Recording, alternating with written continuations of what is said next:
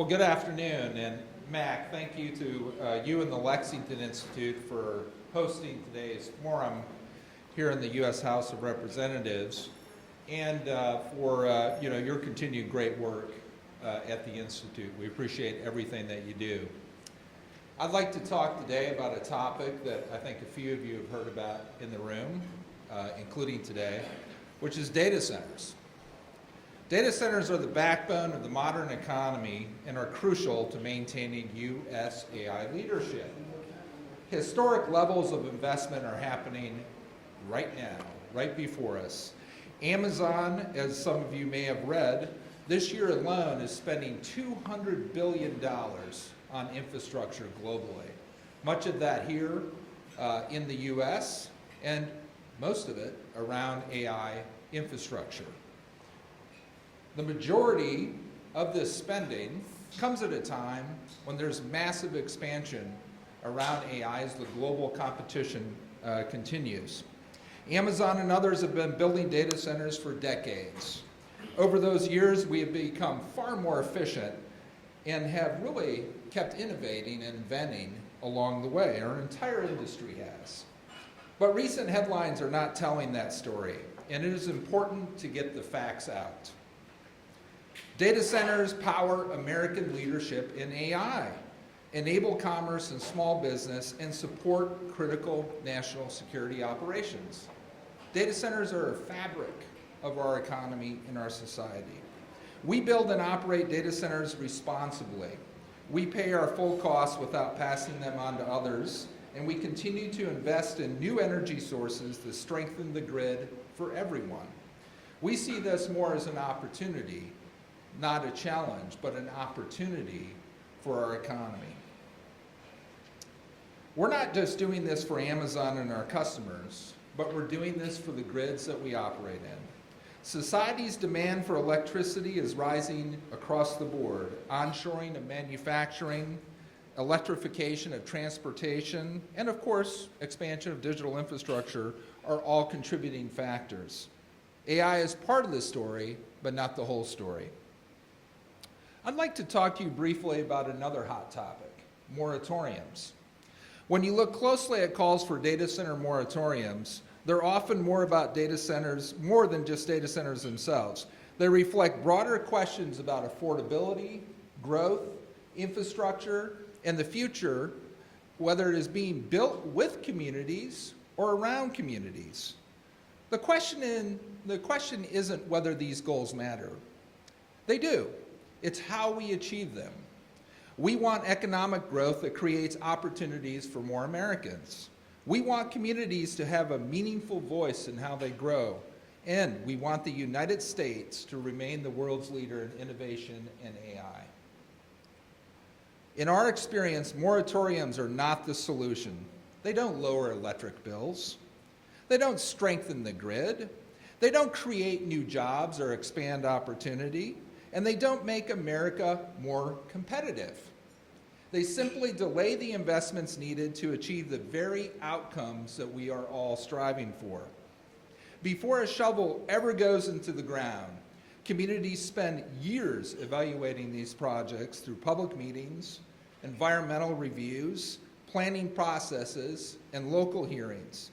We spend those same years as Amazon and as the industry listening, adapting, and working alongside local leaders, utilities, educators, and residents to earn the opportunity to invest in their communities, to earn that opportunity.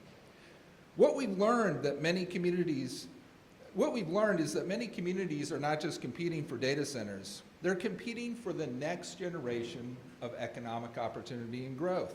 We've seen this around the country in many different states and jurisdictions: Mississippi, North Carolina, Pennsylvania, Indiana, and many more that I can name.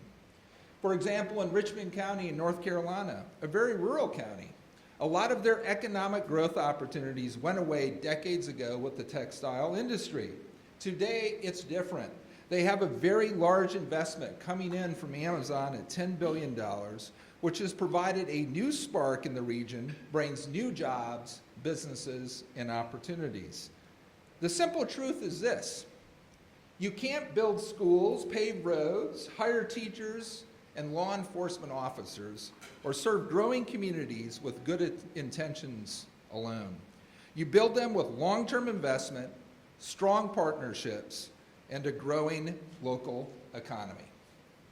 For more than 20 years, Amazon has invested across the U.S. Our data center campuses bring good jobs, new tax revenue, infrastructure improvements, and support for local schools and community programs.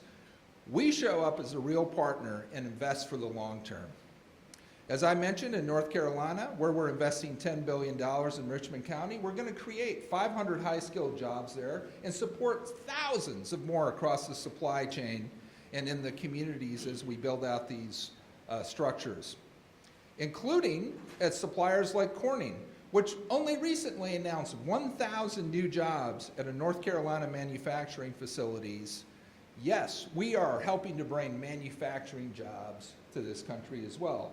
And we're creating thousands of skill jobs in North Carolina, skills trades jobs, in North Carolina and across the country. In Mississippi, our statewide investment is over $25 billion, including a brand new $3 billion campus in Warren County that will create another 2,000 jobs.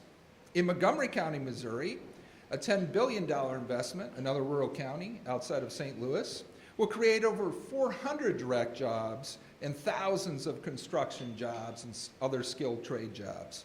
And locally, and I just announced this last month, we're committing over $1 million to build a new community gathering space at the county fairgrounds where we made our announcement in June. And this is part of $7 million overall in community investments that we've announced from the get-go based on the needs that we heard from the local community. Again, we're listening. Amazon also pays the full cost of the electricity we use, and we are committed to ensuring our data centers don't increase consumer electricity bills. Again, let me say that one more time. And we are committed to ensuring our data centers do not increase consumer electricity bills. We signed the Ratepayer Protection Pledge, Phase 1, which was announced earlier this year, along with other hyperscalers, and we were already committed to its principles, but we're doubling down on those.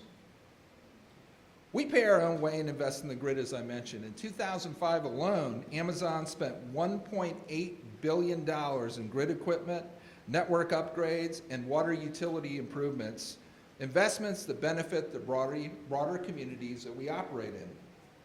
There's a growing list of examples that I can cite, like Indiana, where we have a partnership with Indiana and Michigan Power. They filed to reduce rates for customers, specifically citing data centers as the reason that they can cut rates for residential and small business customers for the first time in their history. Entergy Mississippi planned grid investments to support Amazon data centers and will generate $2 billion in customer bill savings over the next 2 decades. $2 billion. In Indiana, another example, through a very innovative agreement with us, a smaller utility in northern Indiana called NIPSCO is expected to return $1 billion in cost savings to customers over 15 years. Now, as I mentioned before, we really believe in being responsible actors in the community. This includes on water. We deliberate a lot about where we build and how we build, and we design our data centers to use as little water as possible. The majority of our data centers use direct air cooling, outside air to cool servers for most of the year. We use only water on the hottest days of the year. Examples of this are in Indiana, we only use water maximum 2% of the year. In a place like Virginia, maximum 4% of the year. And we try, again, to use as little water as we possibly can. And we also have a water positive goal for our company that we aim to return more water to the communities that we operate in than we take out, which includes a range of programs, including some that we do with rural communities and farmers. As we talk about these issues, there are a few places where government can make the biggest difference, and you heard some of them today already. And this is critical, as we also heard earlier, to keep the U.S. in the lead in the AI race. The grid needs to modernize. Roughly 70% of U.S. transmission lines are more than 25 years old. Permitting backlogs, they are a bottleneck, including in bringing more generation and transmission online. Energy transmission projects are stuck in multi-year backlogs. That's fact. Slowing new power, increasing costs, and putting competitiveness at risk. My ask to Congress today is, please help streamline permitting, provide regulatory certainty, and please do this in a bipartisan way to unlock private sector investment in America in this really critical area and other sectors. In closing, there are a few things that I'd like to emphasize. Energy leadership equals AI leadership. American leadership in AI depends on American leadership in energy. Innovation and infrastructure have always advanced together. Railroads enabled industrialization. Electrification transformed the economy. Highways connected commerce. And the internet created the digital age and all the benefits that have come with it. The conversation should not be about whether America builds.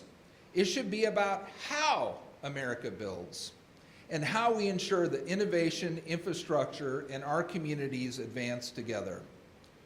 The call to action to all of you today is let's all do our part. We're going to try to do ours, pay our full costs, invest in new generation in the grid, and build responsibly in communities where we operate.